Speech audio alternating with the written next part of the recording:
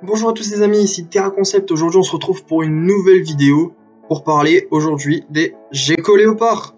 Donc ce sont des petits lézards originaires du sud de l'Afghanistan qui peuvent s'étendre aussi jusqu'au nord de l'Inde. Ils vivent dans les déserts de broussailles.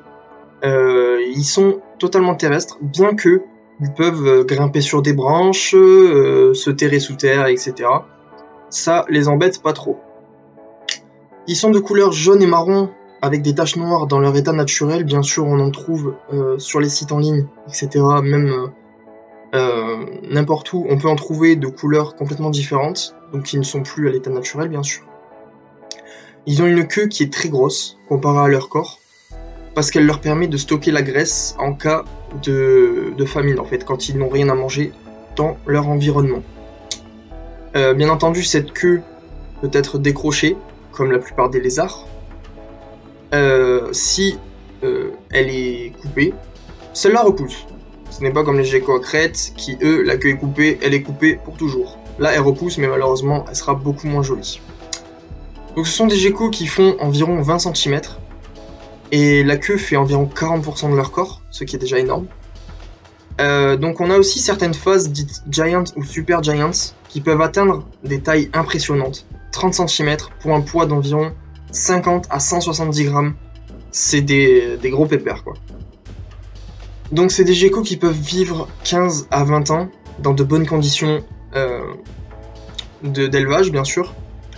Et par contre les Giants et les Super Giants vivent 10 à 15 ans maximum. Parce que c'est des mutations et ils n'ont pas le même métabolisme que les autres. Ensuite, ces lézards sont nocturnes et crépusculaires, donc c'est-à-dire qu'ils vont sortir essentiellement la nuit, mais aussi au crépuscule, donc à la tombée du jour, pour pouvoir essayer de capter les derniers rayons UV. Ils sont plutôt dociles, peu farouches et facilement manipulables. Moi, par exemple, je les prends, je les mets dans mon canapé avec ma petite sœur, mes parents. On s'éclate, ils se trimballent dans le canapé comme ça, ils viennent sur nous, ils s'amusent et on est plutôt... en fait, parfois ils nous font rigoler parce qu'ils se pendent par les pattes arrière, par les pattes avant, ils se mettent à courir, on sait pas comment, bon enfin bref. Mais après, c'est très très manipulable. Donc au début, si vous avez un gecko qui est craintif ou un jeune gecko, il faut y aller doucement. Donc vous vous approchez votre main, histoire qu'ils vous sentent, qu'ils reconnaissent votre odeur. Et au fur et à mesure, votre gecko va s'adapter. Il va s'habituer à votre odeur, à l'odeur de son environnement, et vous pourrez du coup le manipuler sans problème. Par contre, faites attention, si vous avez plusieurs mâles, donc si vous faites un élevage, il faut que vous lavez les mains entre chaque manipulation de mâle, parce que sinon l'autre mâle risque de vous mordre en sentant l'odeur des phéromones de son adversaire en fait. Donc soit vous vous lavez les mains entre temps, soit vous avez des gants en latex ou des trucs comme ça pour manipuler vos geckos, mais bon, le mieux reste de se laver les mains, c'est plus simple. Après, je précise, s'il y a des jeunes qui me regardent, les geckos léopards, ça reste des animaux, ce n'est pas des jouets, donc il faut pas les manipuler trop. Genre c'est 20 minutes maximum par jour, c'est pas des jouets, vraiment. Donc pour la vie en captivité, pour la maintenance d'un couple, donc vous pouvez, mais il faut faire attention à ce que le mâle ne saute pas trop sur la femelle en permanence. Donc c'est pour ça que je vous conseille d'avoir un mâle pour 2 à 3 femelles. Ça peut aider, mais c'est pas obligatoire selon votre mâle. Moi personnellement, j'ai un mâle pour 2 femelles. Il ne fait pas trop d'assaut sur mes femelles. J'ai un nombre de pontes par an qui est totalement normal. Là franchement j'ai déjà eu 4 œufs, donc mes 2 femelles ont fait leur première ponte. Moi j'ai même mis des petites caméras et tout ça, bon là j'ai pas de truc. Mais de temps en temps je peux voir comme ça mes geckos, et le mâle il ne s'en prend pas à elle énormément. C'est très rare qu'il leur saute dessus comme jamais et tout ça. Le truc qu'il ne faut surtout pas faire, c'est 2 mâles ensemble comme vous le savez, parce que sinon ils vont se taper dessus et ils peuvent jusqu'à s'entretuer. Bon, il est pas très conseillé donc de laisser un mâle avec des femelles. Moi j'ai fait l'inverse, mais comme je vous ai dit, selon les mâles vous pouvez. Mais si vous avez un mâle qui abuse trop de la femelle, ça peut aller jusqu'à la tuer. Donc ce lézard est aussi parfait pour les débutants. Donc moi j'ai commencé avec cette espèce. Maintenant je suis aussi dans Corelophus. Mais je m'éclate toujours autant avec. C'est très facile de maintien. Il n'y a pas de problème avec. Donc pour les dimensions, moi je vous conseille pour un gecko un terrarium d'au moins 45 par 45. Ça conviendra parfaitement à votre gecko, il aura beaucoup d'espace. Pour deux geckos, je peux vous conseiller un 60 par 45. C'est bien aussi. Ça suffit amplement pour eux et ils ont assez d'espace. Et pour 3 geckos, par contre, il va vous falloir un peu plus de place, un 90 par 45. C'est très important parce que comme ça, les femelles peuvent aller se cacher. Si vous faites un 90-45, le mieux c'est parfois aussi de faire un étage. Comme ça, vous avez encore plus de cachettes et les femelles peuvent aller se cacher sans subir trop d'assaut du mâle. Hop, je vous arrête 5 minutes les amis, pour une petite page de pub. Alors voilà, aujourd'hui j'ai reçu ceci, donc c'est un hygromètre qui fait température aussi, de la part de Inbird France. Donc vous pouvez l'acheter sur Amazon, le lien sera dans la description. Donc vous voyez, voilà, j'ai reçu ça. Donc vous avez donc un câble avec la sonde et le petit appareil où il y a tout dessus. Donc en haut on a la température et en dessous on a bien sûr l'hygrométrie. Comme vous pouvez le voir, là il ne mesure pas très bien parce que bon, il n'est pas branché avec la sonde, mais quand il est branché dans un terrarium, ça marche extrêmement bien. Je l'ai testé, donc voilà. Donc n'hésitez pas à aller sur Amazon, donc je vous mettrai le lien dans la description pour l'acheter parce que c'est vraiment de la bonne qualité. Et vous pouvez le gérer aussi avec une appli. Donc cette application est encore plus précise que le simple écran que vous avez là. Mais vous pouvez faire beaucoup de choses. Genre vraiment, c'est hyper intéressant. C'est pas trop cher pour un appareil électronique comme ça. Et puis ça marche surtout, c'est garanti, d'après ce que je vois. Ouais, il y a une garantie assez longue. Donc vous avez toutes les instructions dans un papier classique quoi, donc comme tout appareil. Voilà, donc le paquet est arrivé en très bon état. Voilà. Donc je remercie énormément Inbird, hein, bien sûr, pour leur envoi. Donc pour l'aménagement du terrarium, moi je peux vous conseiller des cailloux. Mais en aucun cas, il faut que vos cailloux soient juste posés sur le sable. Il faut qu'ils soient mis avant que vous ayez mis le sable, le substrat, la terre, n'importe quoi. Parce que sinon, ça peut faire un éboulement quand vos geckos vont monter ou quelque chose comme ça. Et vous pouvez tuer vos geckos.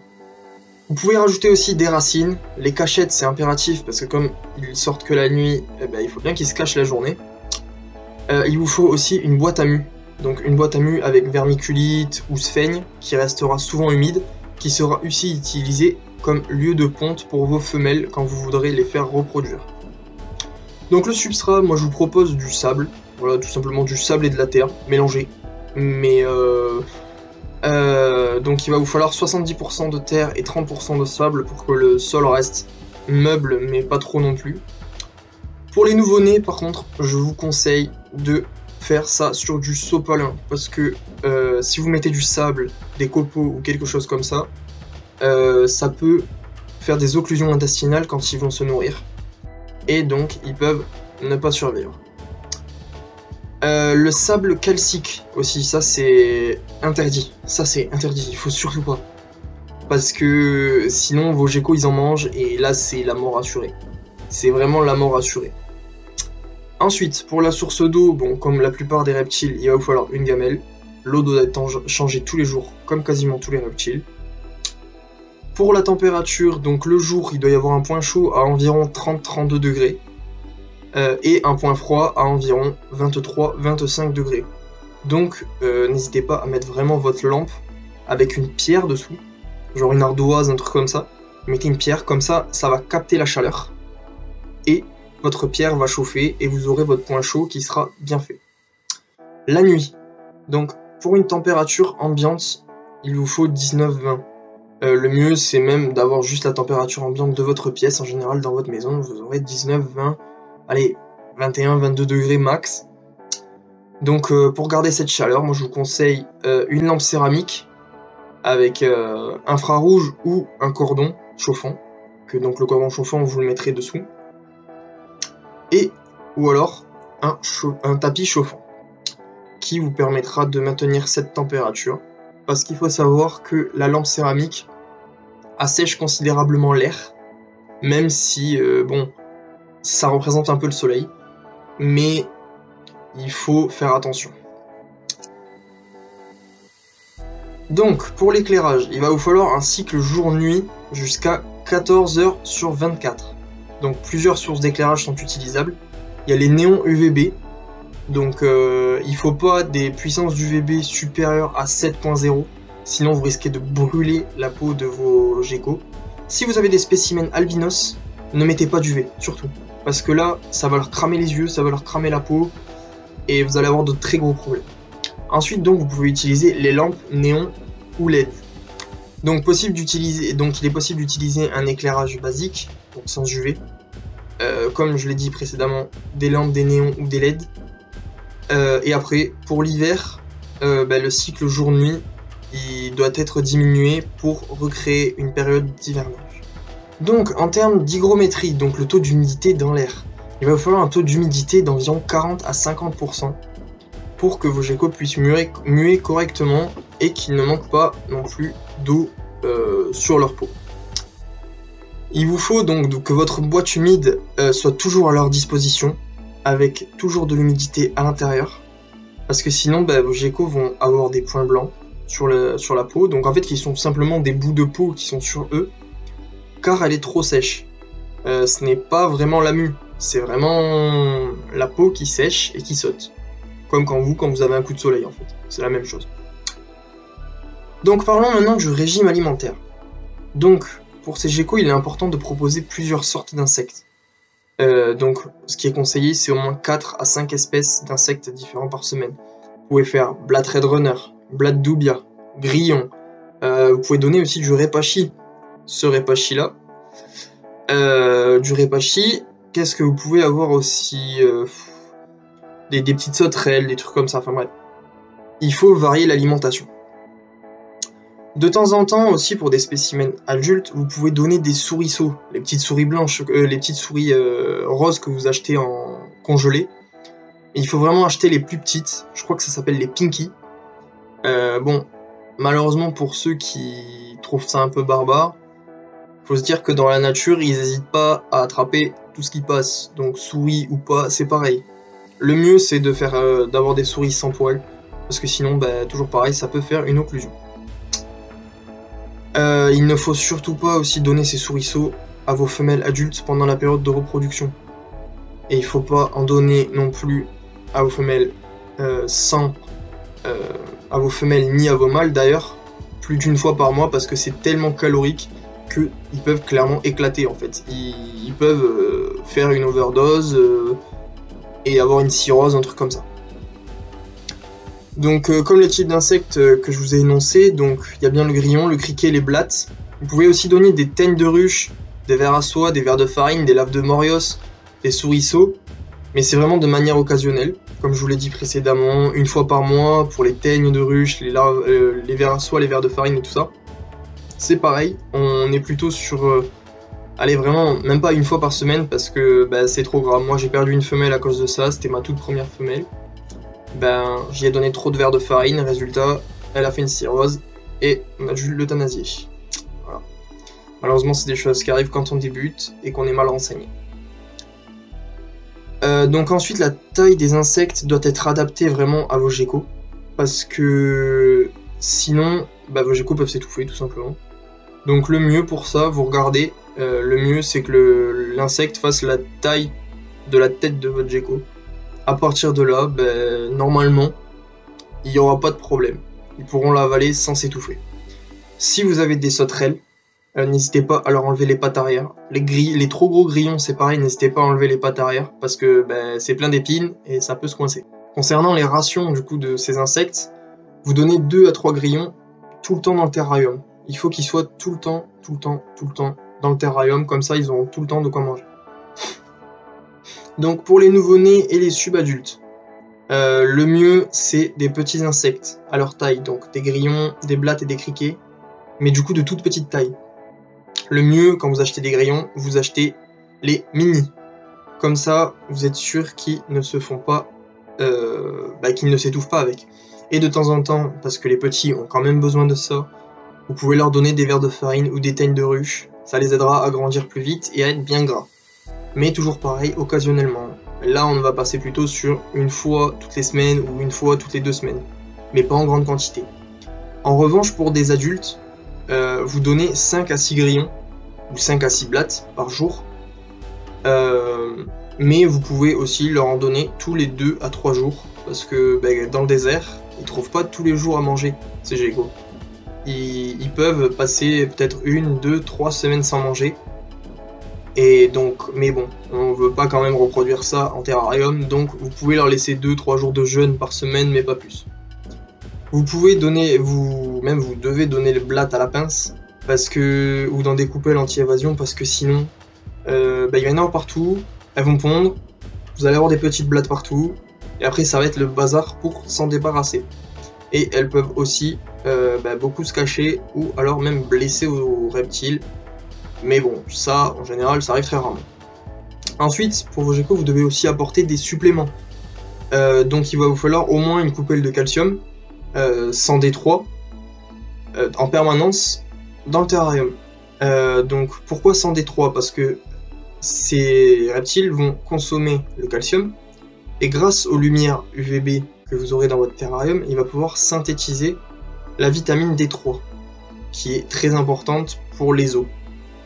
Vous pouvez aussi leur saupoudrer de la vitamine de temps en temps. C'est pas obligatoire si vous leur donnez un bon apport en insectes. Alors pour le dysmorphisme sexuel, donc on peut voir apparaître les premiers signes sexuels au bout de 1 à 2 mois. Donc le mâle possède une rangée de pores fémoraux que vous allez voir ici, avec une sorte comme de bourse en fait. Les pores en fait ils vont former un V.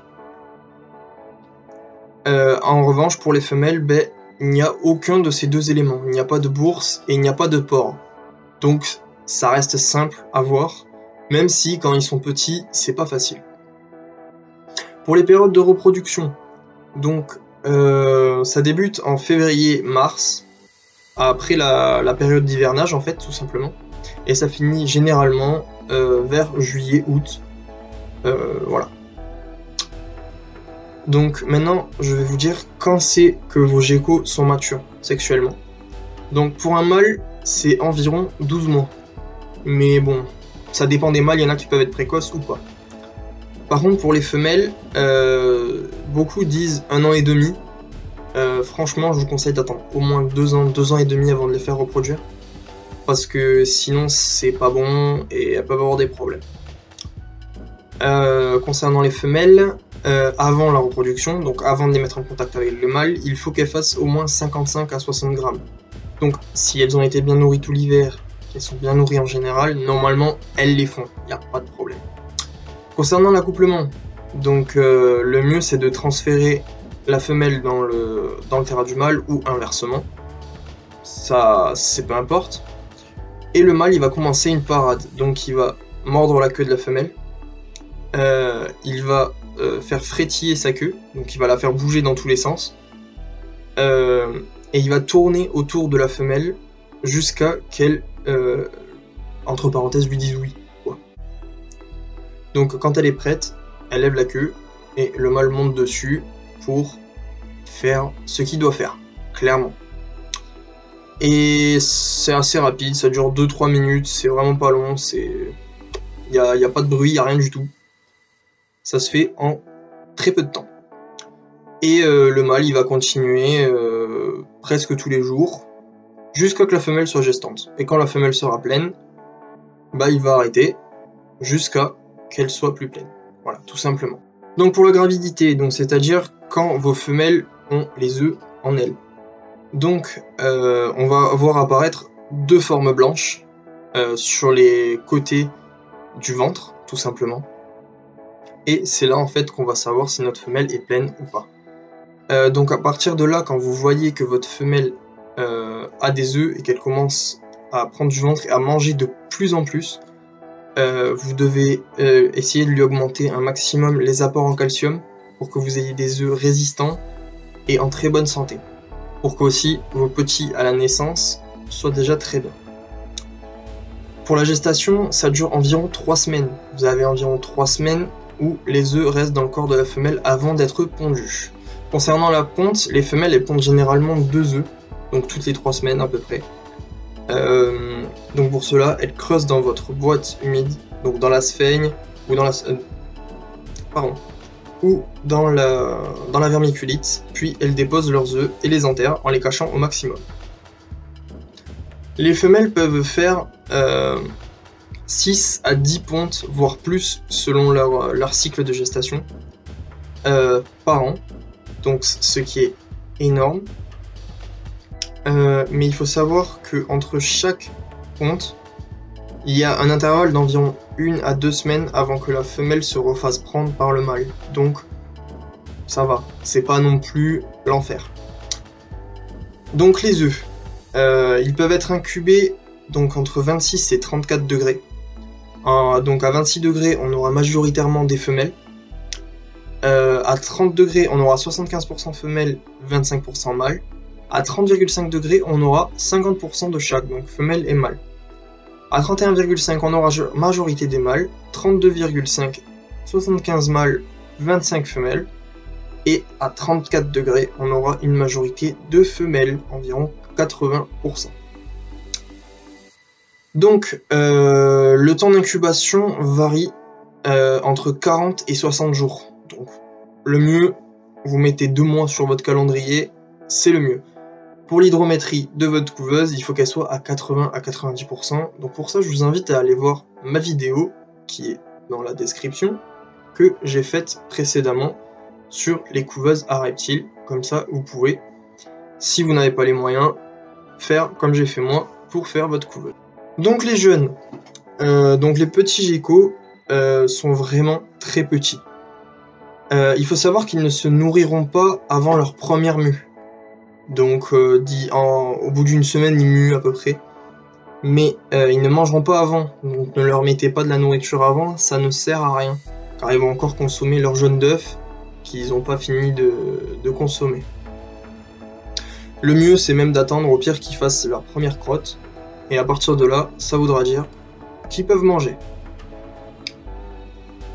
N'hésitez pas surtout à ne surtout pas leur mettre de substrat, comme je l'ai dit précédemment, parce que ça peut être vraiment dangereux pour eux. Et si vous mettez même des copeaux de bois trop gros, ils peuvent avoir des déformations au niveau des pattes. Donc concernant la génétique des geckos léopards, c'est plutôt complexe. Donc pour ça, il faut des informations bien précises sur leur taille, sur leur couleur, sur le nombre de points, par exemple, sur le nombre de bandes, etc. Parce que c'est des geckos qui sont très il y a beaucoup de phases différentes en fait, tout simplement. Tout peut varier, la couleur des yeux, la couleur de la peau, leur taille, qu'est-ce qu'il peut y avoir après, je sais pas, il y a beaucoup de choses qui peuvent entrer en commun. Donc pour ça, le mieux c'est de vous renseigner sur internet. Normalement vous voyez toutes les morphes à peu près qu'il peut y avoir sur des geckos léopards, et vous pourrez voir tout ce que vous voulez. En allant sur Reptiline Babysaurus, vous pouvez trouver des geckos léopards très beaux, à des prix, bien sûr. Si vous voulez des geckos léopards plutôt rares, vous allez devoir avoir un bon,